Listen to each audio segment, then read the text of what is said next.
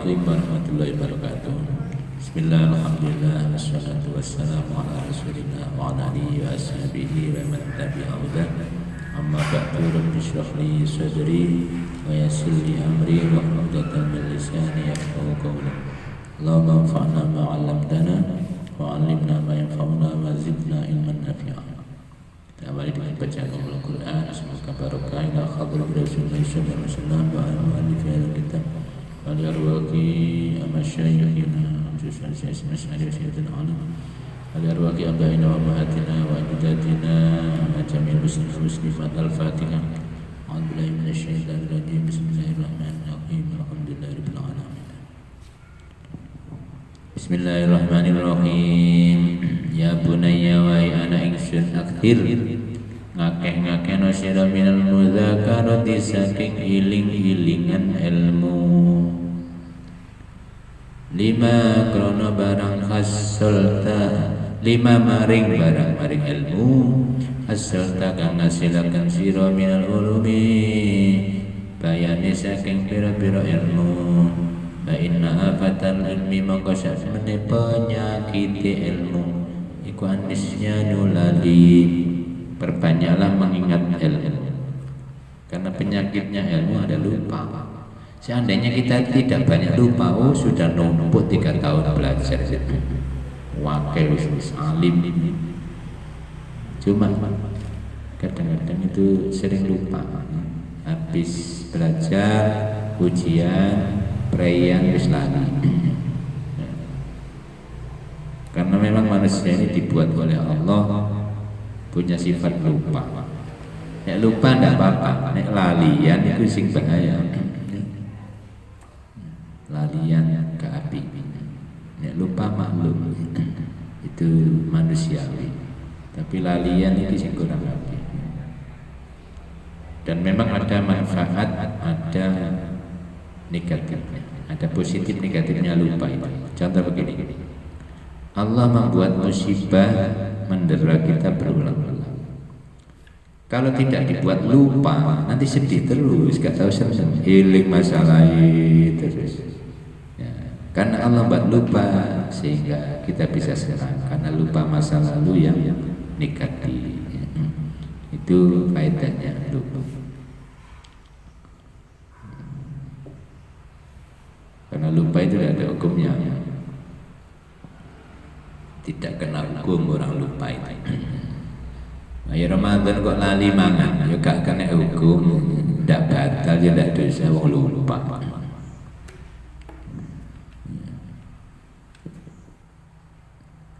Kalau lupa pelajaran itu berarti ilmu kita banyak yang hilang. Supaya ingat, ya harus sering kita terus.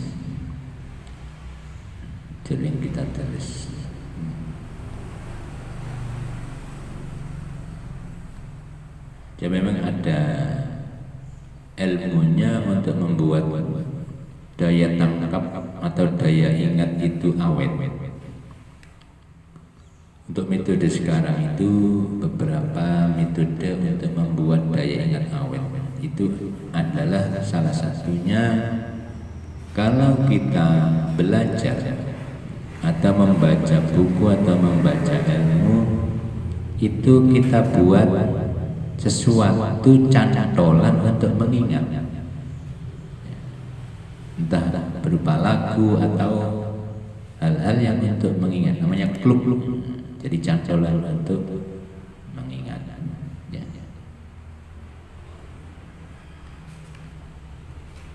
Cantolan untuk mengingat supaya apa? Supaya gampang ingat.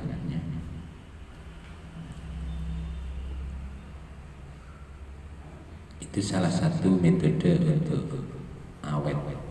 Di samping diulang-ulang sampai terbayang.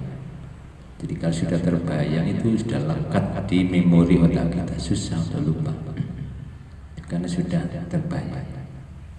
Jadi pertama tadi membuat klub, membuat cantolan yang kita pelajari, yang kita hafalkan. 2, diulang-ulang sampai terbayang. Diulang-ulang sampai terbayang. Misalkan kalau baca Quran diulang-ulang terus dengan pelan sampai nanti terbayang tulisannya. Jadi ketika baca itu misalkan wasyamsi wadduhaha, jadi seolah-olah melihat tulisan satu persatu itu berarti sudah terbayang. Nanti insya Allah awet kalau seperti ini, walaupun berhari-hari berminggu-minggu tidak ngaji, insya Allah masih awet. Nah yang peluk tadi cantolan itu bisa macam-macam. Kalau dalam Al-Quran itu ayat-ayat cerita itu kan ingat ceritanya Sayyidatina Maryam akan melahirkan, pergi menjauh, terus nanti melahirkan, ngerok pohon kurma, menggerak-gerakkan pohon kurma, kurma jatuh ya, terus punya anak, dituduh anak zina. Itu adalah klub cerita atau cantolan untuk mengingat. Itu bisa untuk mengawetkan amalan. Maka ayat-ayat yang bersifat cerita itu gampang dihafal dan awet. Kenapa? Ada cantolan cerita tadi. Jadi usahakan dalam hal apa saja itu ada cantolan untuk mengingat.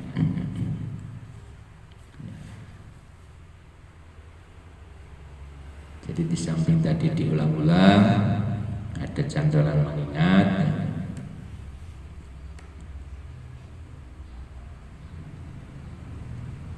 Ada faktor non teknis, itu makanan dan lain-lain itu harus membuat otak kita segar. Jadi oksigennya cukup, kemudian makanan yang kita makan juga tidak mengurangi daya ikat, justru menambah awet. Jadi ada faktor makanan, ada faktor doa.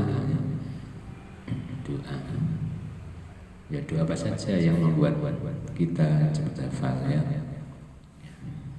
Misalkan kalau dari bayai doa menghafal Quran itu Allahumma nawwir bi kitabika basari wa adlik bi lisani washrah bi sadri wasta'mil bi badani bi qawlika wa quwwatika innahu la hawla wa la quwwata illa billah. Itu doa menghafal Quran untuk mengingat supaya awet. Biasanya dibaca sholawat ya. Allahumma sholli ala sayyidina Muhammadin salatan lakulaka ridho'a wa lihaqqi sholawat. Jadi insya Allah Allah akan membuat ingatan kita kuat. Kalau dalam ta'limul ta'lim juga sama. Kalau ingin otaknya jernih, cerdas, banyak baca Quran, banyak baca sholawat, terus makan yang kering-kering, yang tidak menimbulkan lendir. Itu insya Allah otak kita mudah menghafal dan awet. Contoh yang membuat lendir, es kan membuat pilek. Jenenge pilek kate ngapal ya apa wis ngelu. Wis guys ngapal cerdas kaya apa. Atau makanan yang membuat kita gampang ngantuk. Ya karena susah dicerna oleh perut kita karena panganannya gak sehat, itu membuat kita ngantuk. Sepinter-pinternya orang, anak pinter kayak apapun, kalau ngantuk mana mungkin bisa belajar atau bisa menghapus. Gak iso ngantuk. Sak kuat-kuatnya wong ya kalah ngantuk. Makanya jangan membuat sesuatu yang ngantuk. Maka istirahat harus cukup, makanan yang sehat. Itu trik-trik untuk mempermudah menghafal dan supaya awet ingatan.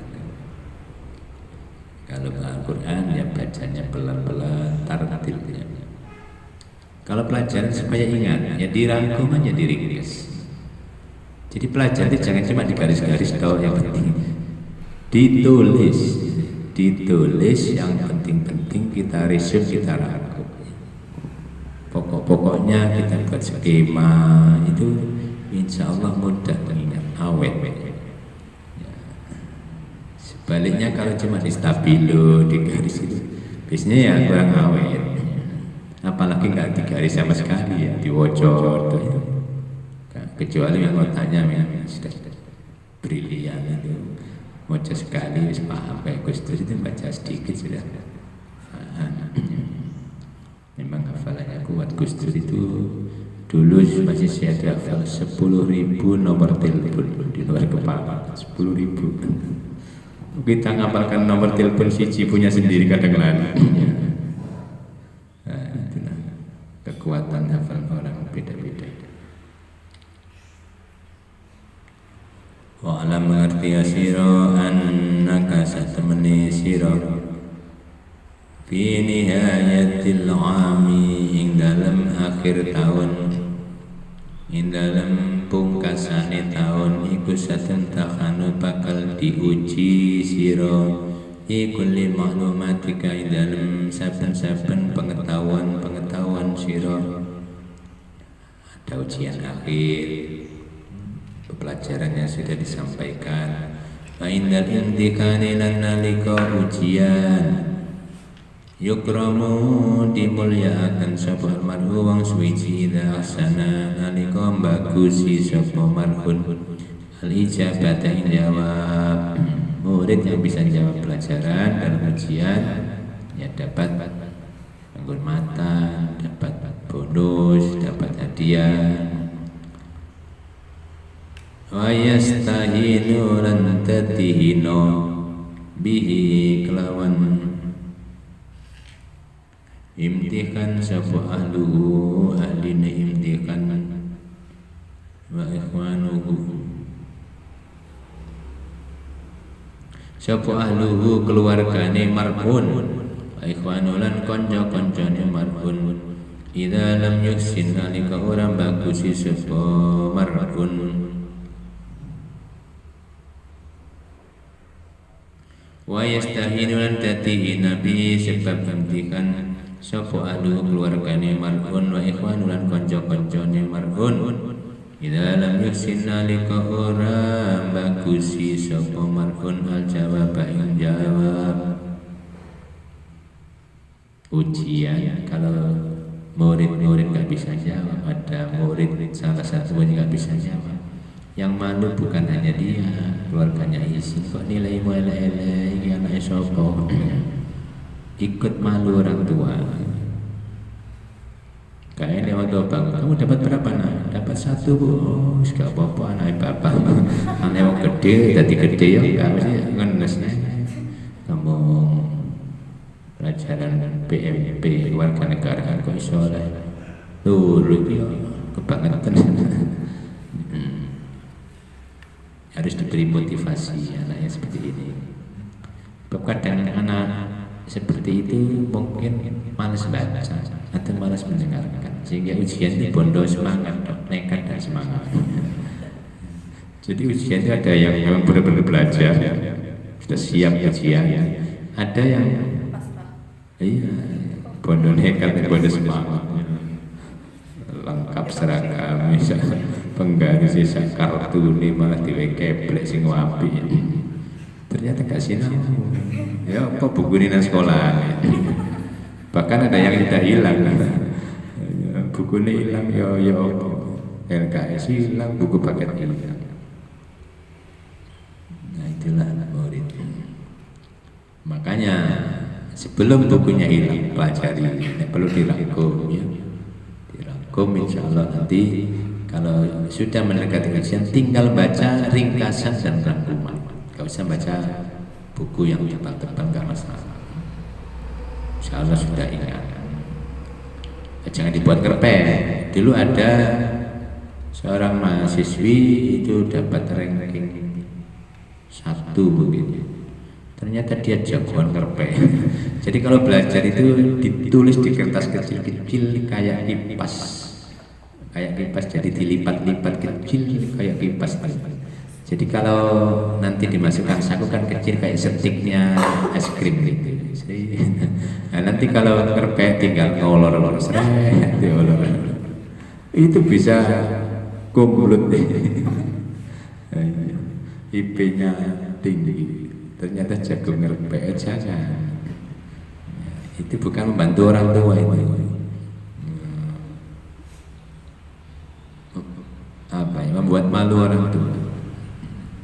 Buat malu diri sendiri ya. Ya daripada ranking 1 tapi pelongo-pelongo kan mending gak ranking 1 tapi pintar ya.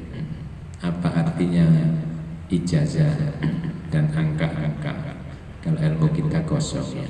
Maka prinsipnya yang penting pelajari ilmu, jangan mengejar nilai, mengejar ilmu, mengejar kemampuan, mengejar ilmu, jangan mengejar nilai. Kalau nilai bisa minta guru gampang. Wa dhaharan jelas terang ana satu meniman niku mufridun sembrono fitasi dalam menghasilkan ilmu. Nah, ya ibu ikut malu kalau sampai jelek nilai rapotnya. Cuma kadang ada fenomena itu, anak kalau rapotnya jelek itu kadang nggak malu. Rapotmu ranking berapa? 30 dari 31. Loh, kok senyum-senyum saja ya? Banyak teman saya juga sama rankingnya. Jadi memang gini, orang kalau tidak mampu atau kurang pinter, saya tidak bilang bodoh, kurang pinter.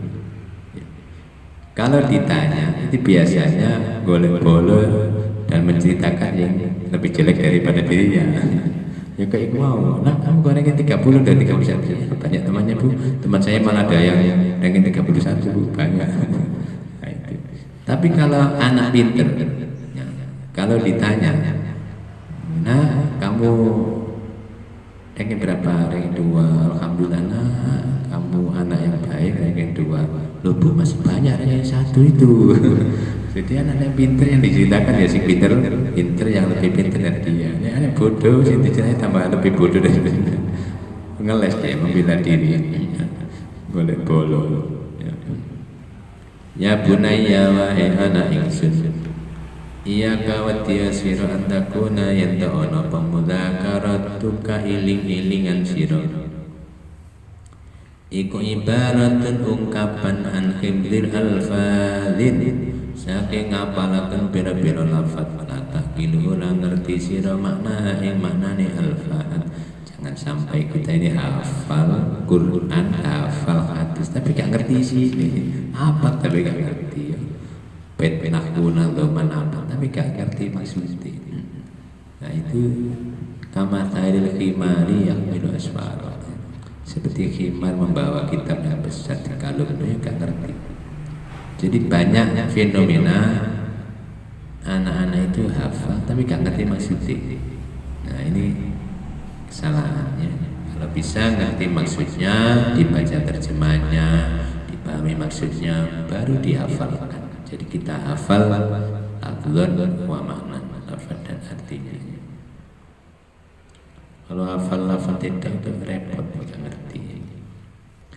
Walakin tetapi ij'al data'na sira himmataka yang cita-cita sira muwajjahatan yang didebarkan, diarahkan ila ta'aqulil ma'ani maring memahami pira-pira makna atau angan-angan pira-pira makna, ila ta'aqulil ma'ani maring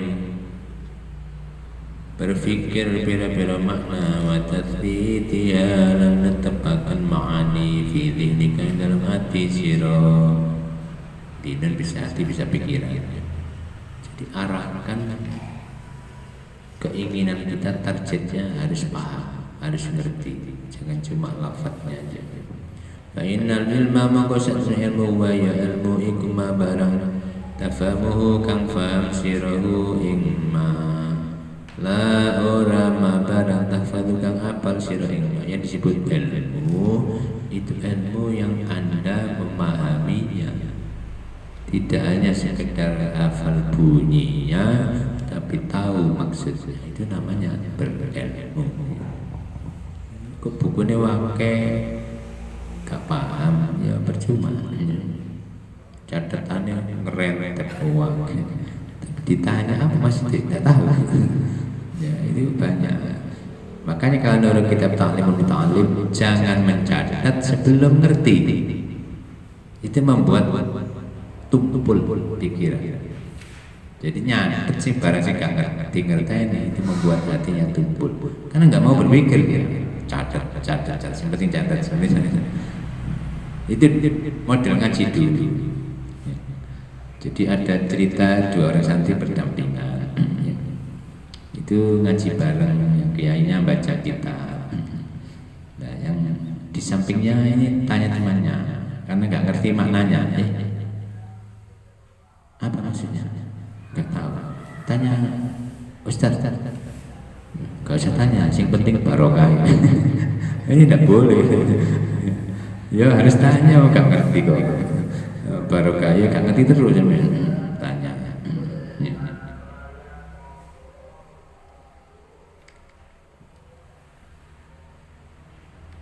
Ya kadang-kadang sih ada seperti itu. Sekarang belum paham, tapi suatu saat nanti paham. Makanya kata kiai-kiai dulu yang penting maknanya lengkap.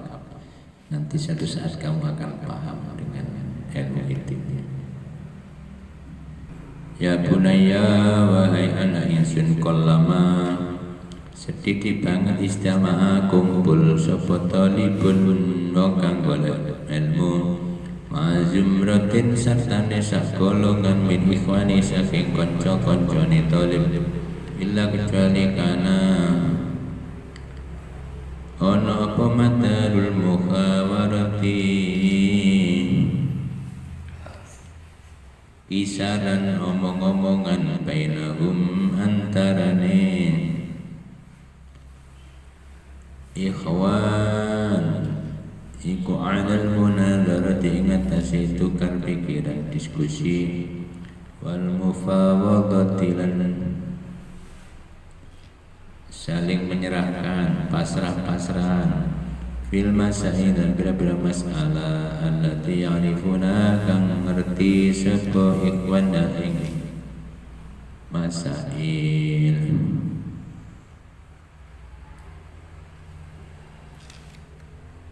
Jadi kalau bisa jangan seputar itu saja, harus dikembangkan. Fala taqta mongko jamut sira ala mutakallimin ing atase wong kang guneman hati sawa ing omongane mutakallim. Jangan putus omongan orang yang mengajukan sesuatu dalam diskusi. Dengarkan dulu, suruh ngomong dulu sampai habis baru ditanggapi. Wala tatasarra latojo nyepetakan sira bil ijabah di kelawan jawab. Jangan dijawab dulu kalau dia ngomongnya belum selesai, sebab bisa salah jawab nanti. Qabla tasabbuti sebelum mantap. Wala tunazi lan ojo nukari sira, ojo gegeri. Jangan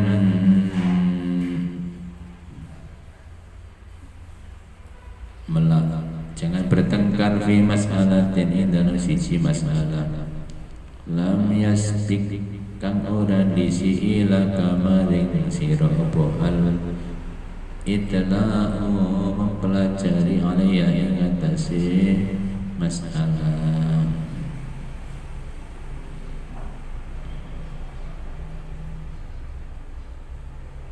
Wala tujadilan ojo debat sira bighairil haqi kelawan kang ora bener. Ya, debat yang baik. Jadilhum billati yasan. Debat dengan cara yang elegan yang bagus. Ojo pokok ini ya. Belum itu benar pokok. Wala tudhir lan ojo nglahiraken sira al-azamata ing keagungan alaman ing andase wong yunadiru kakang tukar pikiran sepeman ing sira. Jangan merasa gede, merasa pintar, merasa agung kepada orang yang diskusi dengan Anda. Wala takhruj an ojo metu sira an mawdu'in saking topik al-munadharati kang didiskusikan ila tasfihi ra'yin maring datekno bodho pendapat ila tasfihi ra'yi munadzirika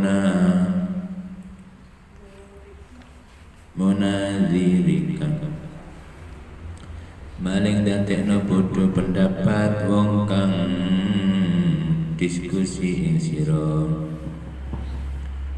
Jangan keluar dari topik meceh, malah membingungkan, membuat bodoh lawan diskusi.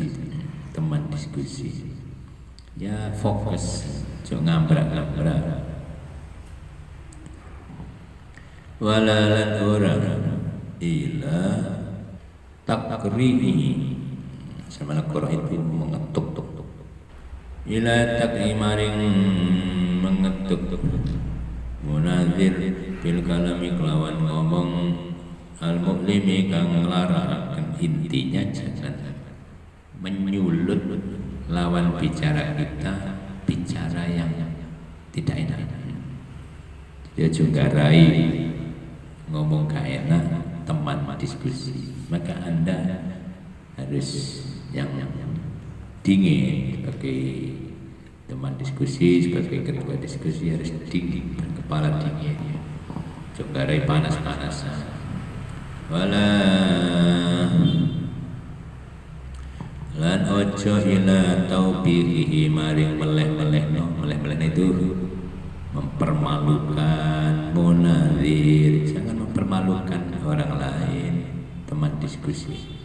Tanya apapun gak usah diguyu, suruh menyampaikan pertanyaannya, pendapatnya, gak usah diguyu. Idza dhuharana liqa terang apa qata'u salai munadzir fil fahmi dalam pemahaman. Gak usah diguyu kalau memang jelas-jelas salah. Nanti kita jawab, kita betulkan. Diguyu salah nanti cilik hati, gak gelem usul mana, gak gelem diskusi mana soal isinya. Jadi diberi motivasi. Saya kira itu yang bisa saya sampaikan. Mudah-mudahan ada manfaatnya. Wabillahi taufiq wal hidayah wa ridha wal inayah. Allahumma anfa'na ma 'allamtana wa 'allimna ma yanfa'una wa zidna ilman nafi'a. Assalamualaikum warahmatullahi wabarakatuh.